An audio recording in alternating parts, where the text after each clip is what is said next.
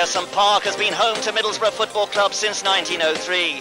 It is part of Teesside folklore, the stage on which for many dreams are woven amidst the debris of industrial and economic decay. The platform upon which for 90 minutes a week the locals can find escapism from the drudgery of life.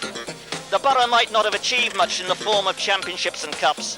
For most of its 91 years of Football League activity, it has hovered between Division 1 and Division 2. But its contribution to life on Teesside has been immense. Every August, about this time, there is the tingle of excitement as the new season dawns. The recruitment of Robbie Mustoe, John Hendry and John Walk suggests that this is the strongest squad for some time. The quest for glory opens against West Ham United.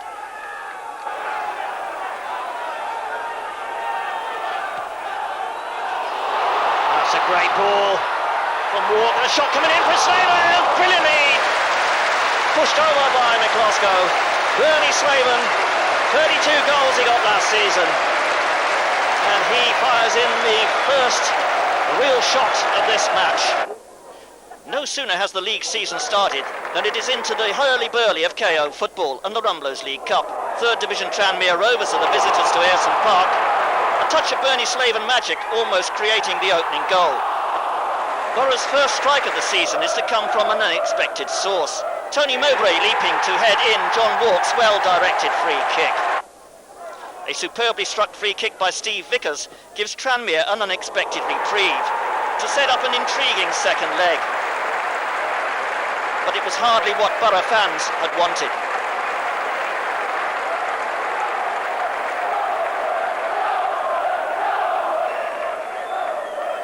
At Home Park, Bernie Slaven opens his account for the season with this perfectly executed finish, right on the stroke of half-time.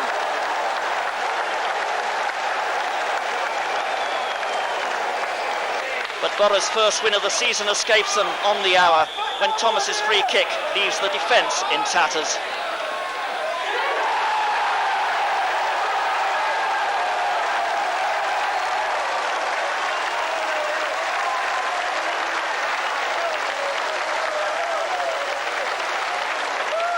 Goals from Robbie Mustoe and Bernie Slaven seal victory over Tranmere Rovers to set up a second-round derby clash with Newcastle United.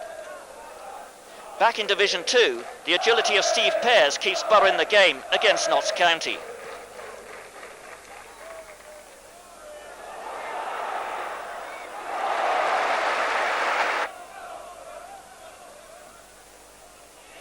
But who makes contact here? Tony Mowbray's claim for another corner seems well founded. In the second half, a post comes to Borough's aid. And if your luck's in, it's most certainly in, as John Walk aptly demonstrates at the other end. Still, they all count, and Walkie laps up the applause in traditional style. But how about this for a free kick? Steve Cherry makes a brilliant save to deny Martin Russell. It's Cherry again who proves the stumbling block as Stuart Ripley shrugs off all attempts to haul him back. But Borough have done enough. John Walk's goal sealing the first league win of the season. A week later and Borough's unbeaten start in the league continued with a 3-1 win at Swindon. But it wasn't all Borough. Swindon had a great first half. This is a superb save from Stephen Pears. Pears doing well there to dive away to his right. The ball coming in. And another superb save there from the Borough keeper. And it really was Steve Pears against Swindon in the first half. This, another superb save. Full stretch, diving to his right. And making sure that he kept the ball, having done all the hard work. But action at the other end, Bernie Slaven this time, going close for Borough. Good save there by Fraser Digby, and off the line by a fellow Swindon defender. Good work again by Swindon. And there's Duncan Shearer, putting Swindon in front after 27 minutes. And here's Fitzroy Simpson again. Shot coming back off the post. Oh, Shearer. So close to giving Swindon a 2-goal advantage, but Borough came back with a vengeance. This is their first. Bernie Slaven poking it in from close range after 51 minutes. And Swindon on the attack again. Borough outnumbered at the back. Oh, and Steve Pears grateful to see that one go past the far post. Borough back on the attack. Here's Robbie Mustoe inside the box. Oh, a nice turn from him, and that's goal number 2 for the Borough. And Mustoe's delighted. Good tackles there on the edge of the Swindon area as the home side come close again. Another good save from Steve Pears. Oh, that's a terrible back pass from Steve Foley. Slaven won't miss him there, surely. No, he doesn't. A terrible back pass by Swindon Steve Foley. Slaven in the box, unmarked. Buries it in the back of the net. It's Swindon 1, Middlesbrough 3. Borough's best performance of the season so far lifts them to 7th place in the second division table. But the bubble bursts at Port Vale, where 3 goals in the last 18 minutes inflicts a first defeat of the season after Martin Russell had given Borough a 19th minute lead. Ayresome Park fans are anxious to know how their team will respond against table-topping Oldham Athletic.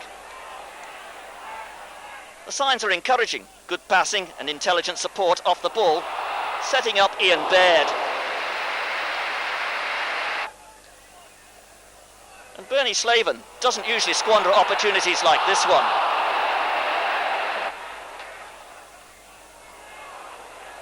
Add to that some fine goalkeeping by John Hallworth, and Borough are denied the finish to match their endeavours. But Latic's greatest ever scorer, Roger Palmer, needs only a half chance to show his phenomenal ability. It's the goal which clinches the points, that even the acrobatics of Mowbray and Walk cannot eclipse.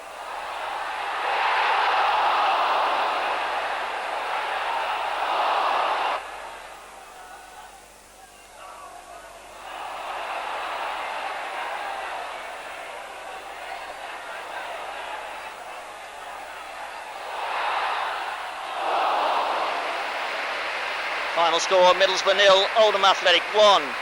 Borough now trail the leaders by 11 points. Back in the Rumlows League Cup, there is the added spice of Newcastle United. The pressure is on to establish a first leg advantage, but it is the Geordies who almost take the lead. Robbie Mustoe emerges as the hero of the night, ghosting in unheeded to snap up the first of his 2 goals in the 26th minute.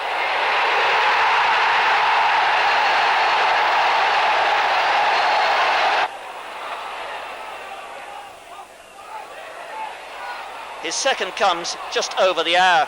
It's taken with the coolness of a true striker. After some fancy footwork by Stuart Ripley. They'll be drowning their sorrows on Tyneside this night.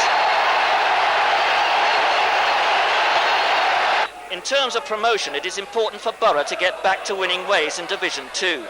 Leicester, with only 1 win to their credit and a defence that has shipped 18 goals, must not be allowed to turn the corner at Ayresome Park. It takes just 6 minutes for Jimmy Phillips to register his first goal of the season. Ian Hendry's cross perfectly weighted.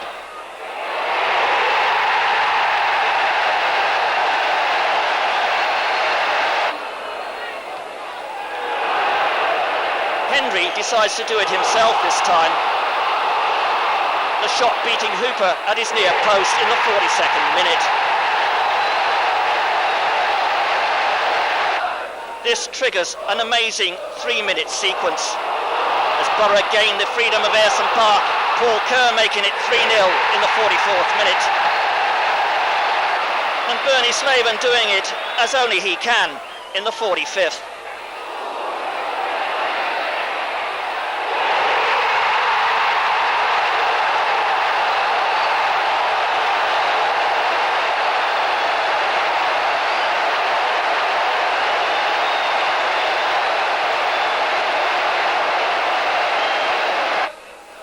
Leicester never recover from this mauling. Hooper, on loan from Liverpool, seeming in 2 minds whether to use his foot or his hand as Ian Baird fires in number 5. The Leicester defenders are merely going through the motions now. It's Hendry again forging down the right. Paul Kerr arriving to knock the Foxes for 6.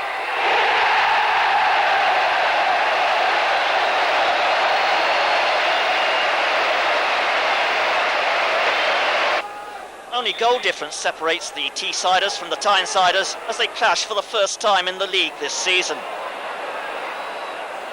The Borough lads seem in generous mood, but Kevin Brock doesn't take advantage.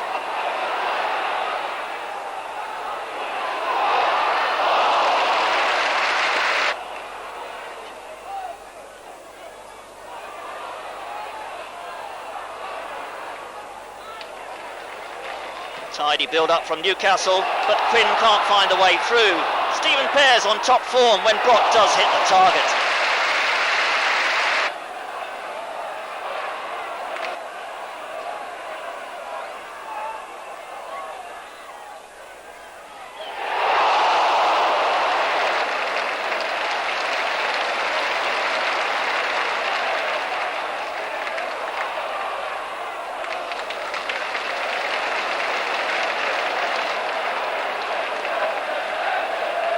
No goals and a well-earned point, which is supplemented by a further 3 at bottom of the table Watford, where Mowbray and Baird are on target. Borough are now nicely placed, 8th in the second division table.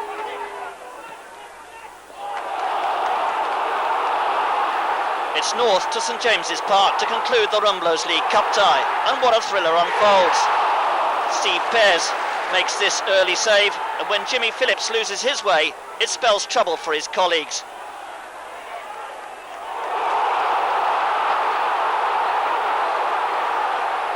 Wayne Faraday making the running and providing the cross.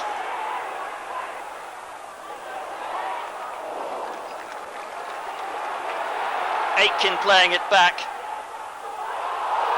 And the finish from John Anderson with a little help from Alan Kernaghan. 1-0 to Newcastle on the night, 2-1 to Borough on aggregate. A delightful interchange sets Phillips away. His cross is perfect. Ian Baird shot at full stretch, beating John Burridge, who seems more than a little confused. That one was under the bar, but this one from Christensen is way over. Newcastle throw everything forward in a desperate effort to level the score. But when they do hit the target, they find Steve Pears unbeatable.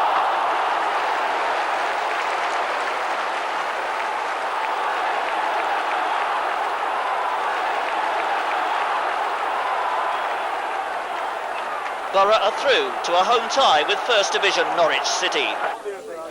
The return of former manager Bruce Rioch with Millwall creates a lot of interest. Still very popular with the Teesside fans, he is given an enthusiastic reception.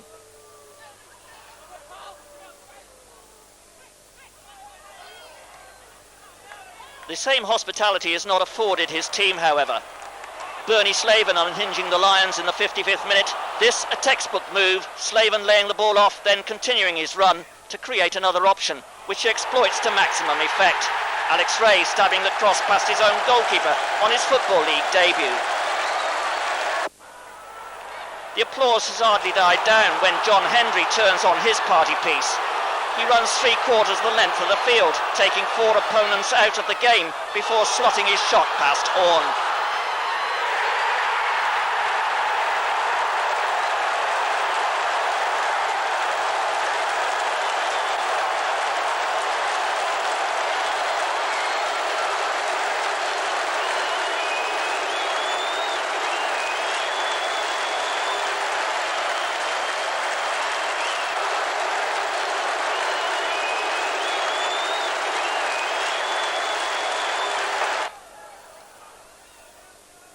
Alex Ray somewhat atones for his misfortune when he chests down this clearance from John Walk and shoots. The ball deflecting past Pears. Borough have moved into 6th place, a full 10 points ahead of visiting Bristol Rovers, who have a couple of shocks in store for their off-key hosts. The long legs of White catch Mowbray out. Pears coming to his rescue with a fine save.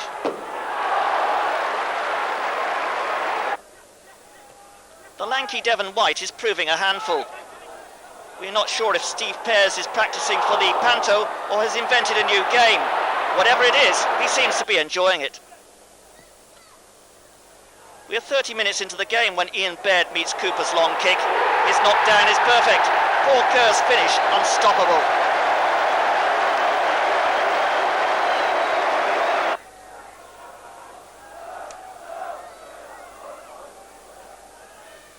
when Borough's defence goes walkabouts, White just hangs around.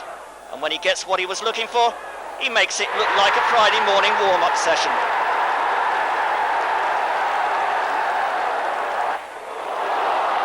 Paul Kerr tries to regain the initiative. His cross flicked on by Ian Baird, but Robbie Mustoe is left flat on his back. Borough are literally bounced out of this game. Kernaghan and Mowbray left for dead. Pears pulling down Pounder.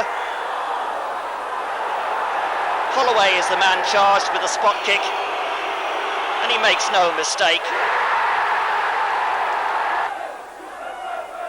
John Hendry has his moments. Yates rides his luck, while at the other end, Rovers continue to embarrass the Borough defence.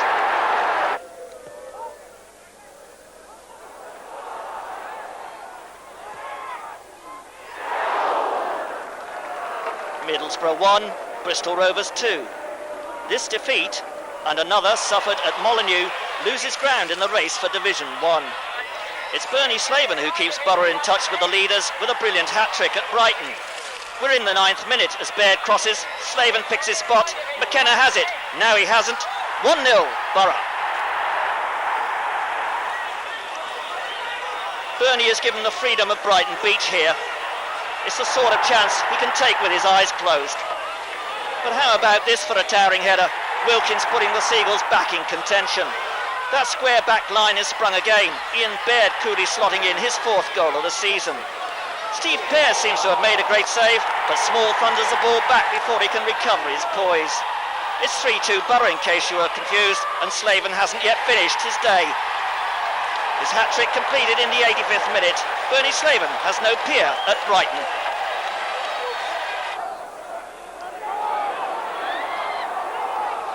There is nothing like a good giant killing act to stir the heart, and the Ayresome Park faithful are overjoyed when Paul Kerr almost apologetically turns this clumsy error into a golden goal.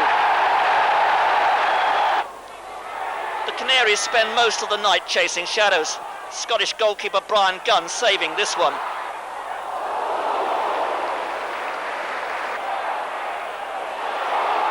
But sit back and enjoy the next 9 seconds. There have been few greater goals than this one from John Hendry at Ayresome Park.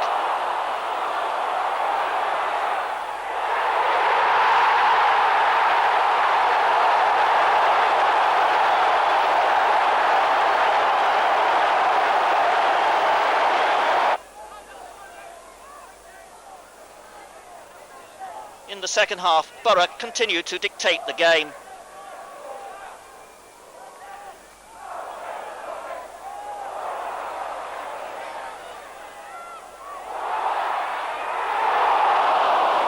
Gunn getting to this one, but it really wasn't Norwich's night. Borough are into round 4. The promotion battle with Barnsley is settled in the 4th minute. Some woolly defending, great hustling by Kerr.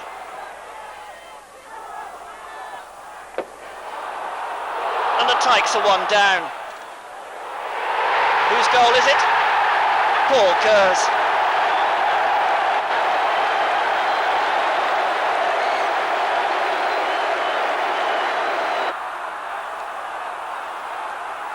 Mel Machin's side run out of luck here.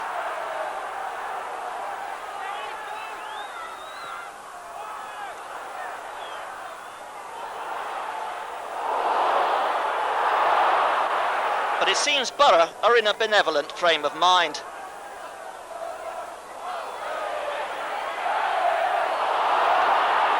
Pity for Barnsley that Steve Pearce is not as charitable.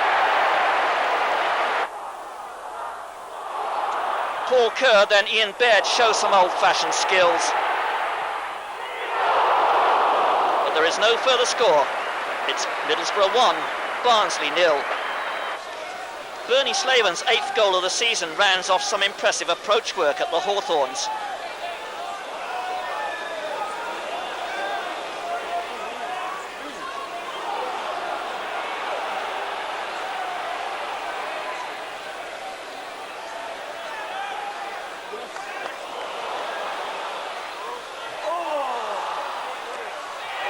His timely intervention coming just 2 minutes from time.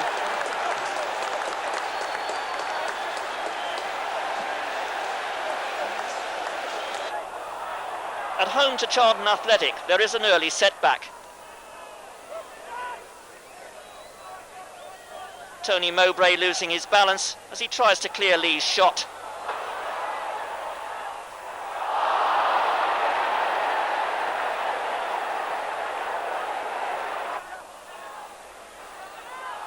In the second half, Alan Kernaghan finds Stuart Ripley with a penetrative through ball.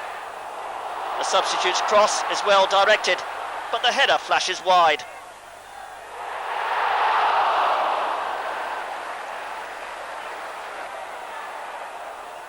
There is no mistake when Ian Baird sees the whites of the goalposts. His aim from 12 yards is straight and true.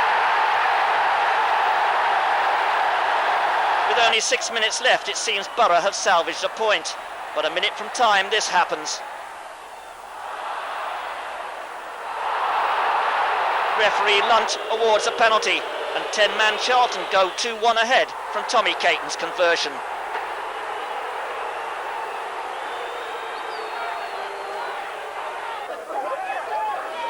Despite this setback, Borough are still fourth, and at Fratton Park they put on a championship show. An amazing leap from Baird, thwarted by an instinctive save from Gosney, but Bernie Slaven is on cue for the opening goal just before the break. Baird, once a hero here at Fratton Park, needs no assistance with the second.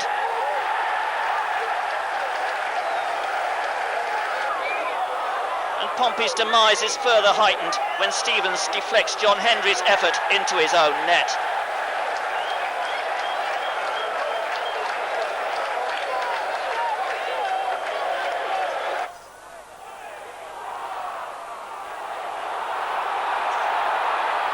The Zenith Data Systems Cup tie with Hull City produces 4 goals. But there are only near misses to talk about over the half-time Bovril.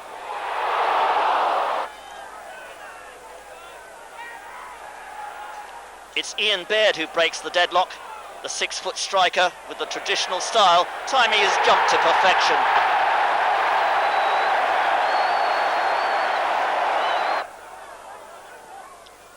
Bernie Slaven seems dejected when he fails to make the most of Ripley's eventual cross.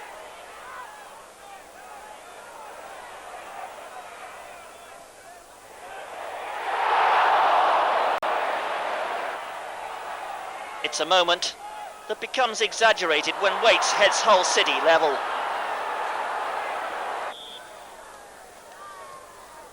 But these Tigers keep their claws firmly on the ground, and Tony Mowbray makes them pay with this well-directed header. Now, Bernie Slaven has netted many impudent goals, but how about this for rubbing salt into the Tigers' wounds?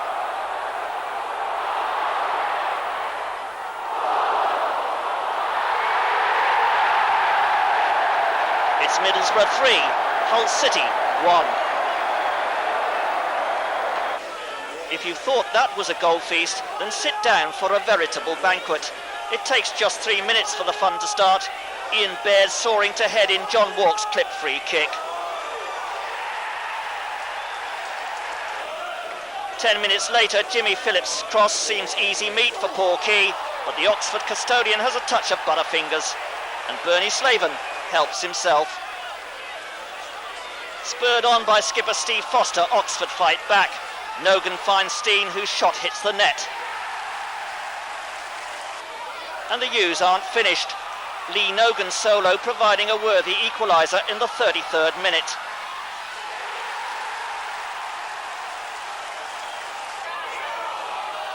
When Baird is hauled down in the box in the 63rd minute, he takes the penalty himself. 3-2, Borough. Baird turns provider again. With this cross, Robbie Mustoe on the end of it to sweep in goal number 4. Bernie Slaven seems set to shoot when Robinson intervenes.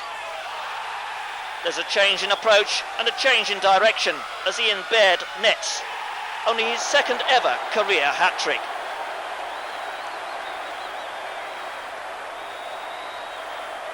The cup run comes to grief at Villa Park, where Bernie Slaven scores twice in the last 4 minutes of the game. Hull City are back. this time to contest league points, and once again they find the going tough, though as before they keep Borough at bay during a goalless first half. John Walk instigates this 53rd minute attack, bringing Cooper and Hendry into play. Cooper gets in the cross, and Kerr's header spells trouble for the keeper, who is powerless to deal with Ian Baird's final follow-up. His 11th goal of the season. The Tigers can only stand and stare at this clinical precision, Mowbray's throw, Ripley's header, and Slaven's scintillating execution.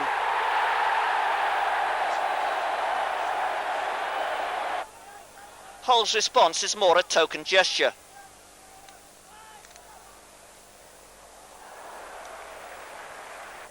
It's Borough who show their claws. There are shades of George Best in the way Slaven dummies and drags this ball wide. Poor Kerr stealing the thunder as he homes in to score. Middlesbrough 3, Hull City 0, and so to Upton Park for a top-of-the-table clash. Slaven's cross, headed away by Mowbray. Breaker out to Key. Oh, McAvenny, oh, magnificent save, McAvenny's header. It looked like it was going in, and Stephen Pears rose to the occasion. Gale getting his head to it, oh, and McAvenny was in there. West Ham United 0, Middlesbrough 0, perhaps a predictable scoreline, but a moral-boosting one too. The Zenith Data Systems Cup run flounders at Main Road, but Borough have a far more important date with Blackburn Rovers.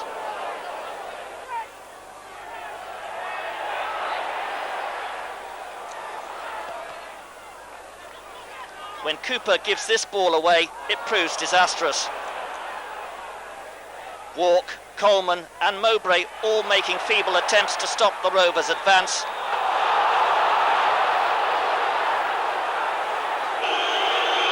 Paul Moran it is who blasts home the penalty.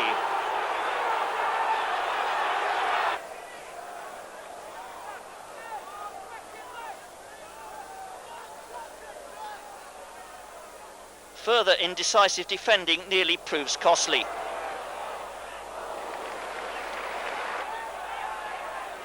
While at the other end, Coleman could perhaps have done better.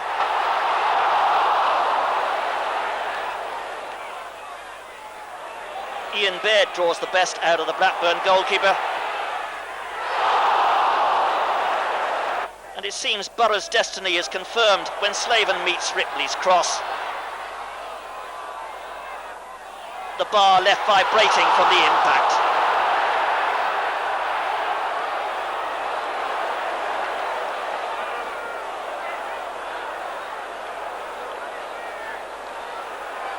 So the last home game of 1990 ends in defeat, but Borough gains some recompense with all 3 points at Portman Road on Boxing Day, keeping them very much in the hunt for Division 1.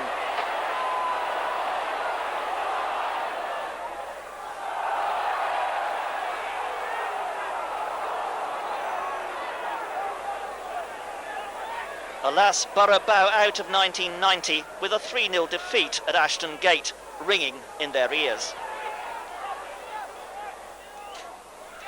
There couldn't be a tougher opening to the new year, and it's Sheffield Wednesday's Hurston Williams who burst into 1991 with typical flourish.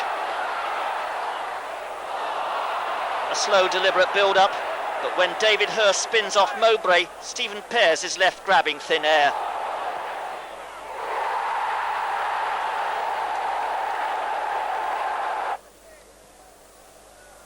In the second half, Wednesday continued to call the shots.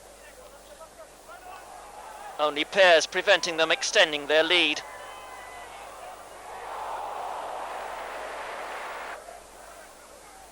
But in the 75th minute, this corner spells the end. Paul Williams striking from close range. Sheffield Wednesday have opened a daunting 6-point gap over Middlesbrough. The tensions of the league are exchanged for the excitement of the cup. Borough enjoy most of the play against an Argyle side 15 places below them in the second division table, but are struggling to find the net.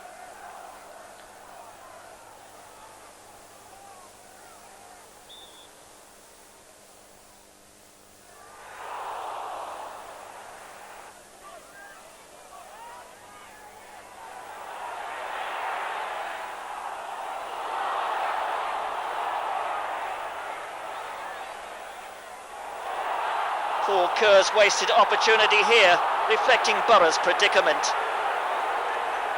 Just 1 goal in 5 games is simply not good enough for a side of Middlesbrough's potential. A week later, Plymouth are back again in the league. Borough show 1 change, Putney replacing Proctor, but the outcome is the same. As before, Borough carve out the openings, Paul Kerr doing everything right this time, but is thwarted by the covering Burrows. Even this curler from Trevor Putney drifts wide of the target.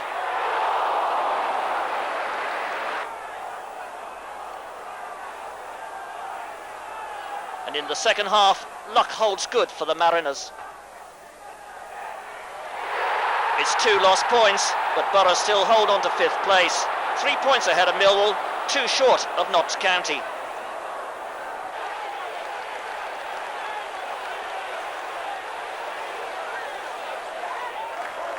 This is the 3rd meeting with the Pilgrims in 14 days. If familiarity breeds contempt, then it is not evident here. 10 minutes into the game, Phillips swings in a 4th corner. Mowbray gets a touch and Ian Baird nips in to score. It is Borough's first goal since Boxing Day. This is only Argyle's second attack in the 27th minute. Adcock going down as Mowbray challenges. Nicky Marker equalising from the spot.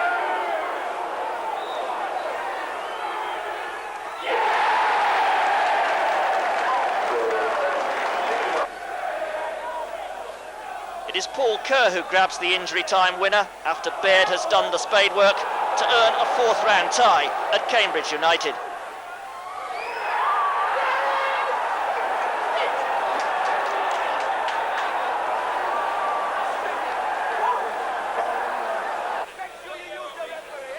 A keenly contested match at Meadow Lane lives up to its billing as a thriller unfolds. Quick thinking by John Walk, and Baird is in to steal the lead in the 10th minute.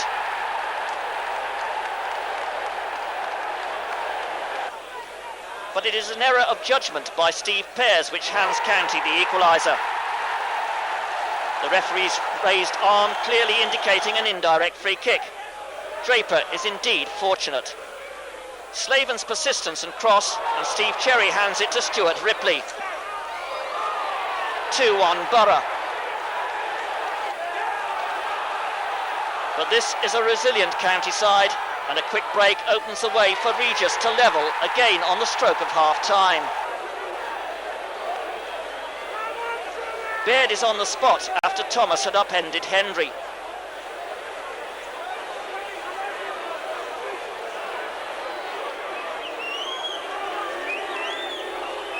But oh dear, this is just how not to do it. It is an error for which Johnson makes him pay dearly. Regis winning the first ball, Johnson wrong-footing his minders. It's Notts County 3, Middlesbrough 2. The realities of life are directly brought home at the Abbey Stadium, where goals from John Taylor destroy Borough's cup dream. They need to get that disappointment out of the system against a Swindon Town side unbeaten in their last 10 games. 2 goals in 4 minutes settles the issue, the first in the 32nd minute, a textbook move with Jimmy Phillips providing the cross and Robbie Mustoe the perfectly judged lob. A ball bent in behind the Swindon rearguard sets up Bernie Slaven for number 2.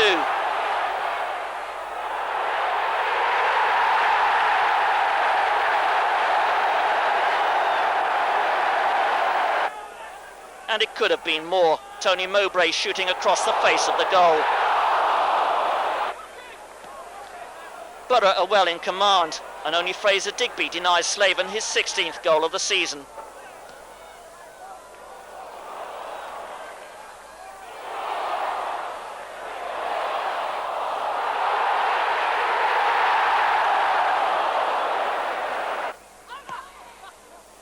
Slaven's majestic skills are to the fore again here.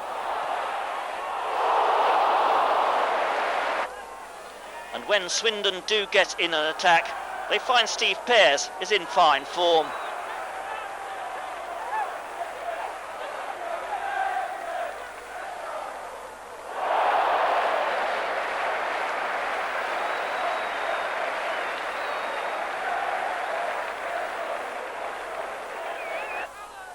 Middlesbrough 2, Swindon Town 0.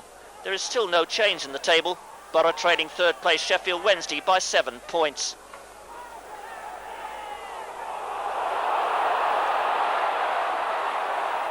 Framed by the winter snow, Borough warmed to their task against West Bromwich Albion.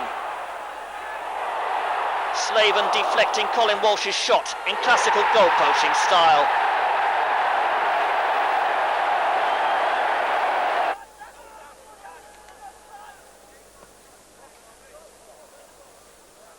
There is an air of disbelief about Bannister's equaliser. The crowd's response as chilly as the bitter northeast wind. And when he fires Albion into the lead 4 minutes later, Borough's pride is badly dented.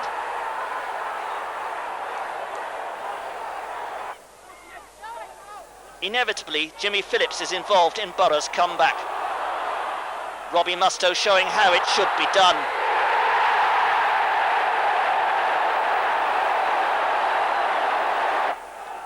But how about this for an 87th minute winner? Melvin Rees trying desperately to hide his embarrassment with a hollow protest.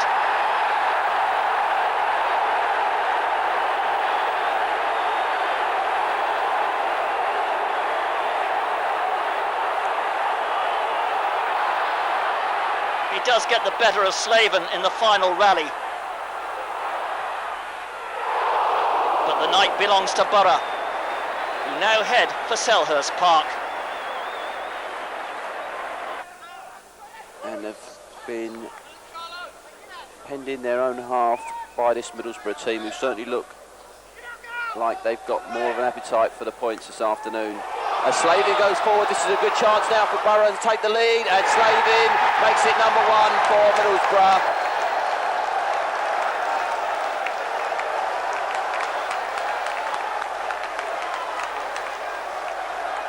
That makes it 3 straight wins in February, lifting Borough to 4th place, just a point now adrift of Sheffield Wednesday. Consistency is the name of the game as they take on Portsmouth, who have not won at Ayresome Park since 1949. But when Whittingham is allowed to run, Warren Aspinall finds room to collect and shoot past on-loan goalkeeper Andy Dibble with the help of a deflection off Parkinson. His congratulations for his 6th goal of the season.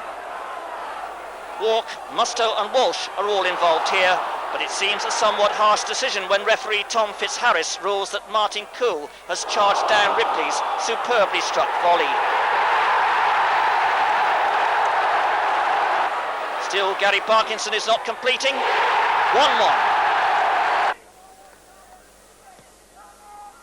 Fitzharris makes another controversial penalty award when Walk and Whittingham tangle.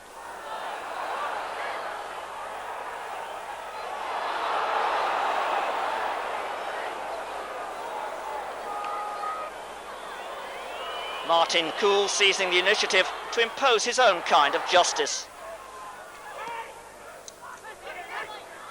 Middlesbrough 1, Portsmouth 2. No goals at Boothby Park, but Sheffield Wednesday 2-0 winners at Notts County ease into a 3-point lead. Borough are looking for the double over struggling Oxford, but some accomplished goalkeeping and a bar shut them out.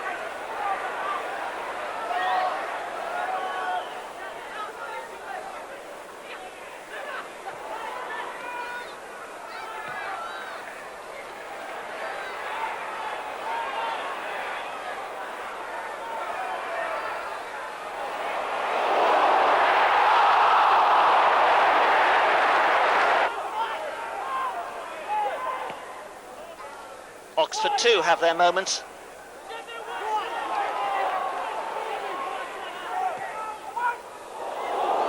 But neither side can find the net.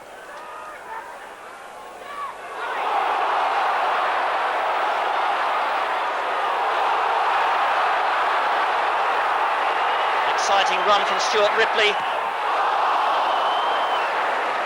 The final score, Middlesbrough 0, Oxford United 0. Newcastle arrived for their first league game at Ayresome Park since the final fixture of the previous season, when Borough upset the form book to win 4-1. Free kick to Middlesbrough. It's going to be interesting on this free kick to see if they leave the space in front of Baird as they did on the last one. He was looking to get into feet and Moby put a particularly good ball in. But there was a lot of space and they're looking for it again there. Aiken reacted well. Phillips with the free kick. That's a great header. Oh, it's gone in, and Slaven looks to be claiming it. Mowbray was up there, but Slaven is celebrating too, and suddenly Middlesbrough have struck out of nowhere. And the ball was played in. Ripley might get a second crack at this one. To take it out wide to get the room for his cross. He's got it in. Slaven's there. Baird was just behind him. Walsh comes in. It's 2-0. Colin Walsh picked up the pieces there.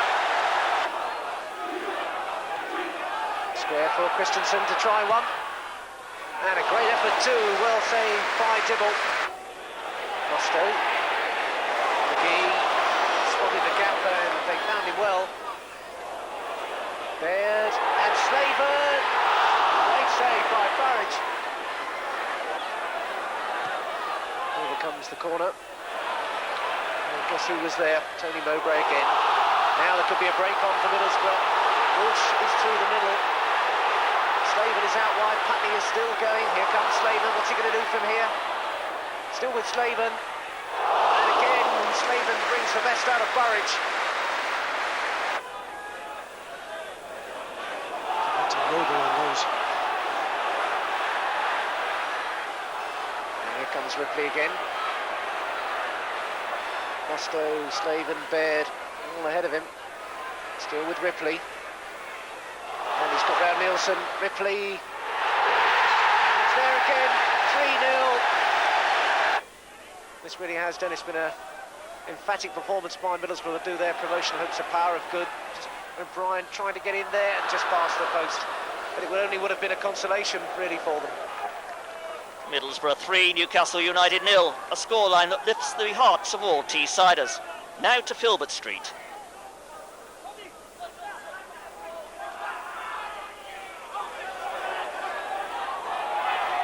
Baird. Walsh. Swept in, away by James. Walsh will do it again. Putney. First time shot. Oh, a tremendous goal! I think just for a split second, Trevor Putney didn't realise that it had gone in. Phillips hits it. Oh, it's there!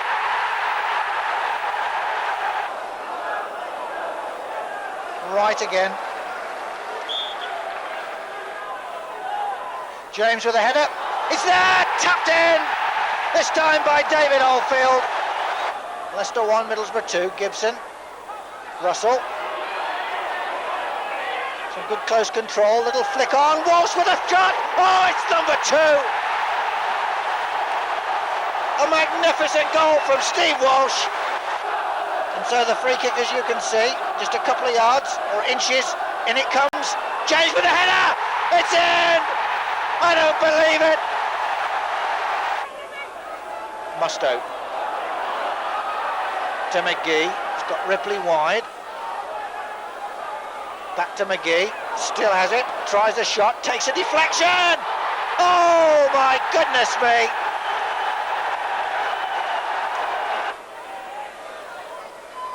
McGee.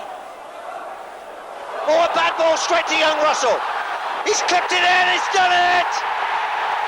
Oh, what a debut! What a thriller, but no points. Now Borough need to win at Millwall. Played forward by Thompson. Ray getting the... It was good when they got it across. And a snap. Ray there by Millwall. Forces the corner. Goodman did well, got down the outside, played the ball across, and a frantic scramble to get it away. Stevenson with the corner. Oh, it's there! Thompson! Thompson has scored! A free kick then.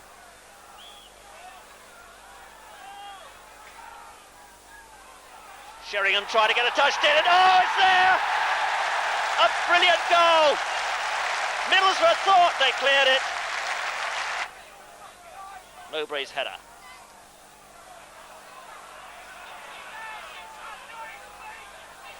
Kerr. This is Phillips.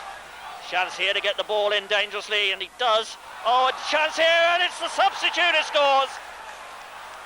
Paul Kerr puts Middlesbrough back into this game.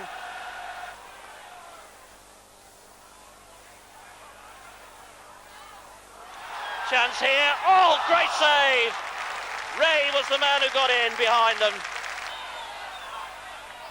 John Walk tries the shot. Oh, and Brannigan's made a hash of it, and it's there. Oh my word, a goal out of the blue from John Walk. He must have hit it from 35 yards, and I doubt whether he scored many goals like that before. So Brannigan's gift keeps Borough in contention, but they need to take maximum points from bottom club Watford.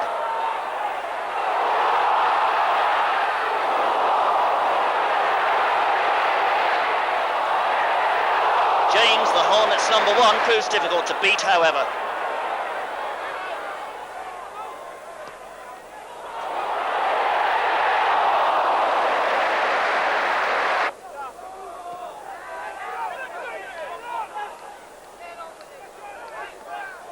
Even when Bernie Slaven gets through on a 1-to-1, the keeper gets it right.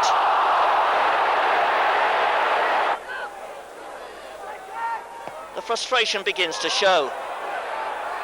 Ian Baird losing his composure to waste a chance he would normally devour.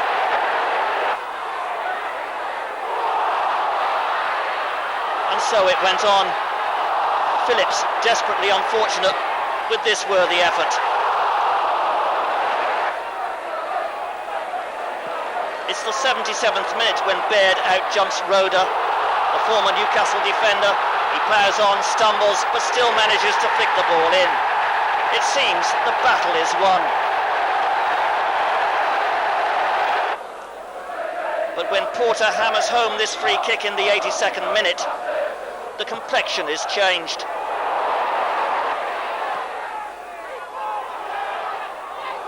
And Borough's promotion aspirations nosedive when in the final minutes substitute David Byrne casually wraps in a winner.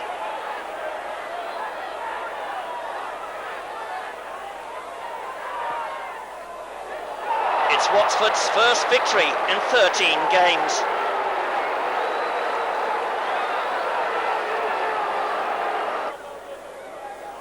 Ipswich skipper David Linnigan strikes a brilliant goal in the 14th minute on his return to his native North East.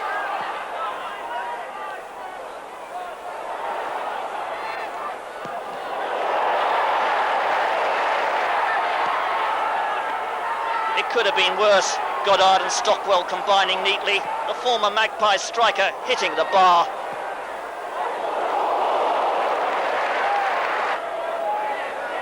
But Tony Mowbray is not to be outdone. From Jimmy Phillips' free kick, he heads over a stranded Craig Forrest.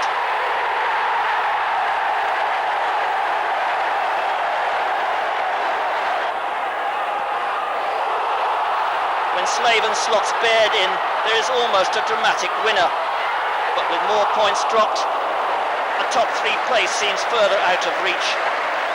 The playoffs now seem the more realistic option as Borough arrive at Ewood Park.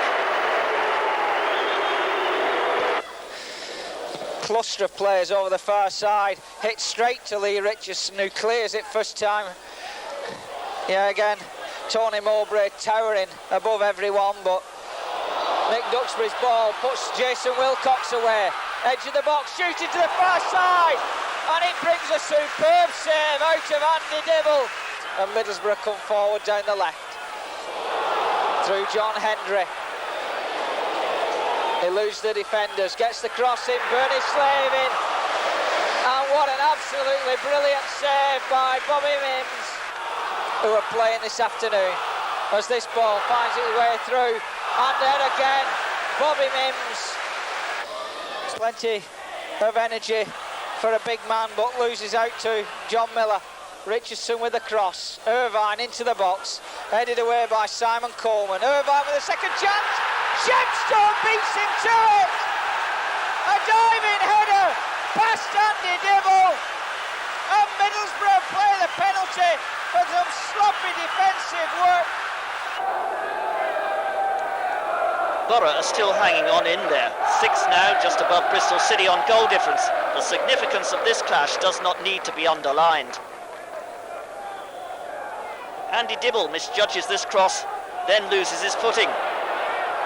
Are Borough slipping out of the playoff positions as well? With just 2 minutes gone, Bristol City certainly think so. Stuart Ripley hauls Borough back on terms in the 23rd minute.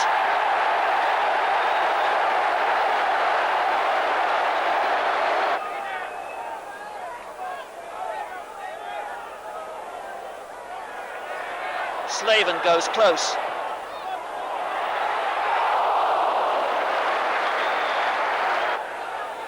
And Dibble is called upon to keep City at bay.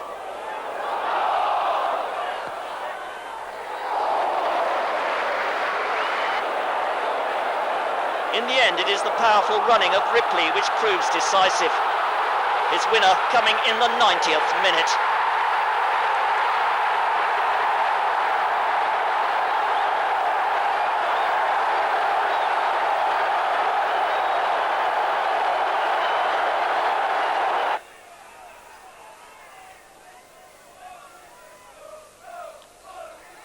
As the action hots up against Port Vale, Borough rely on that old combination.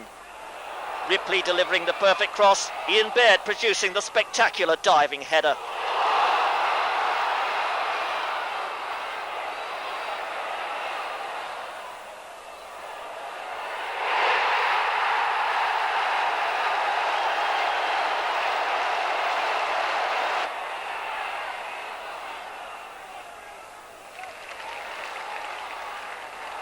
Ripley needs no assistance as he notches number 2 in the 49th minute.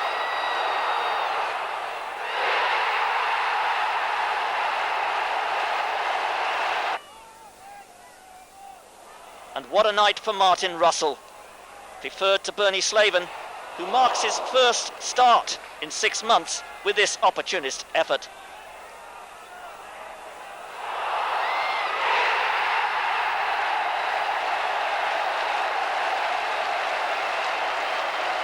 Ripley again produces the cross for John Walk to complete the rout.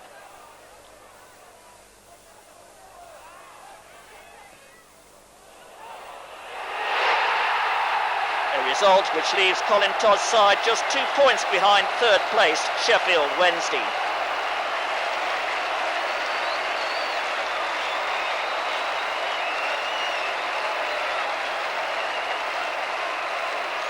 The moment of truth at Hillsborough is watched by over 30,000 fans. Borough collapsing to 2 Paul Williams goals in the last 6 minutes. Won't pick out Saunders with that ball though.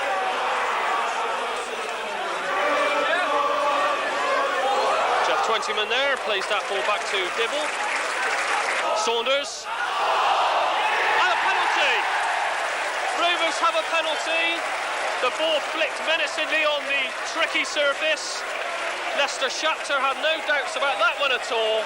Saunders against Dibble then for Rovers. Here it is. 1-0. It is in there. Rovers are in the lead. To see the corner kick. Rovers going for this second goal then. 1-0 they lead. They can gain 3 points on Bristol City. They will be just 3 points behind them tonight. Will they nip in to finish top of the West Country pack? We shall see. There's the ball, comes in, 20 header. Oh, I say, Bailey has done it. 2-0 Rovers. What a beautiful goal. 20 completed all the spade work. He will be so happy with that. While Rovers extended their record to 396 minutes since they last conceded a goal, Colin Todd's priority is to spark his attack against Wolves, who have not won in 6 games. It takes 11 minutes to break the famine. Borough's precision play on the left, forcing Hindmarsh into error. Stuart Ripley coolly turning the half chance into a goal.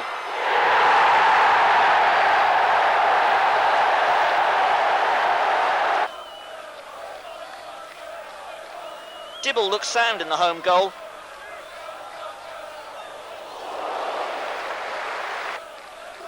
And Bernie Slaven teases Bartram with this effort.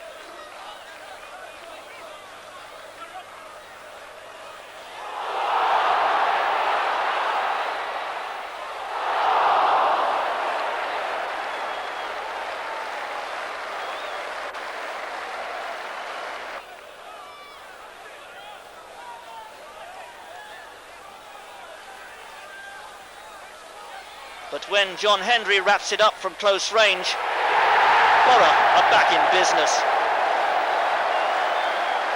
Middlesbrough 2, Wolverhampton Wanderers 0.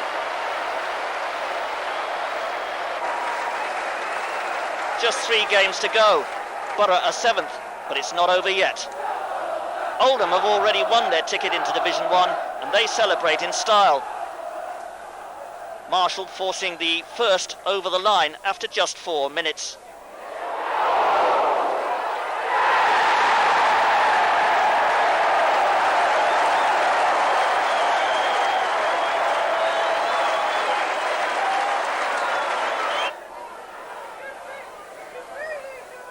Ian Baird is extremely unlucky to see this shot strike the post. You need better breaks than this on the Latic's notorious plastic.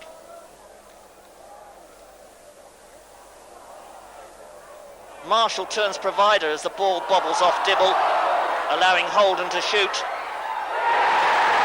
The Borough goalkeeper so close to making the block. But the false footing breeds uncertainty in Borough's defence, and Oldham are quick to respond to the slightest error.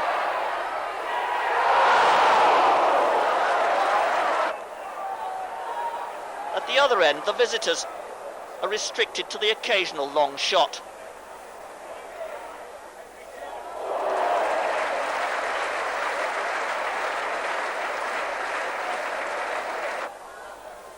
But Borough are learning. It is difficult to kill the ball on this surface. Quick reactions to rebounds can be rewarding.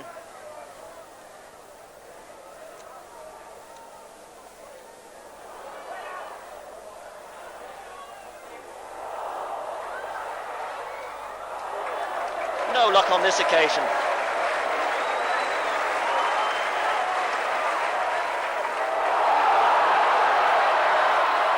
Final score, Oldham 2, Middlesbrough 0. Borough had already disposed of Brighton in the last home game of the season. Ripley is full of confidence, while Borough's play continues to be neat and tidy.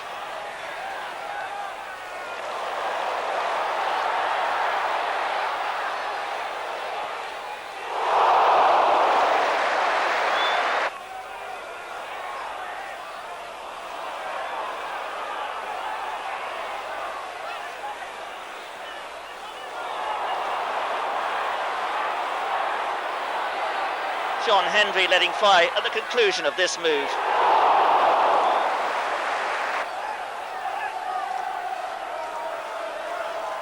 The game swings Borough's way from Ripley's corner. Simon Coleman's header, his first goal of the season in the 64th minute.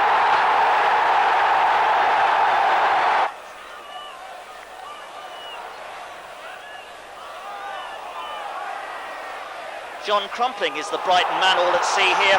Ripley has it. Now he doesn't. But oh yes he does. It's Middlesbrough 2, Brighton 0.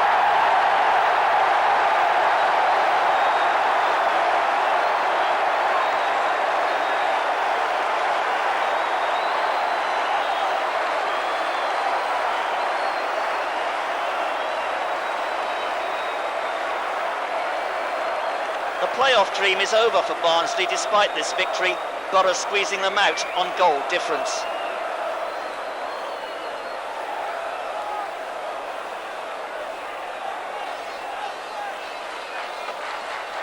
And so to the climax, and Borough are at home for the first leg against Notts County. Hendry, plenty of defenders ahead of him, swings that one in, and Slaven couldn't stretch. But that was a dangerous ball in from Hendry, and Bernie Slaven in a typical position there. Cooper using the left foot there, Baird, Slaven looking to get onto this one, a bounce cruel to him. Reardon sweeping behind. Ripley, good pressure this. Proctor, Baird was coming in. It's Cooper rampaging forward now. Ripley is out wide. Here's the provider. Ripley looking to get the cross in, and he does as well. And Slaven, just the wrong side of the upright. That's the sort of service, though, that Bernie Slaven wants. Coleman. Another one for him to deal with. Hendry. Knocked back in again. And that's the lead for Notts County. It's Turner. Again, another free kick. Middlesbrough. We have to do something from these dead ball kicks. Kernahan to swing it in. Mowbray, the skipper's up there. Hendry turning, and Slaven, is it in? It's in! Phillips might have got the last touch. The Borough are level.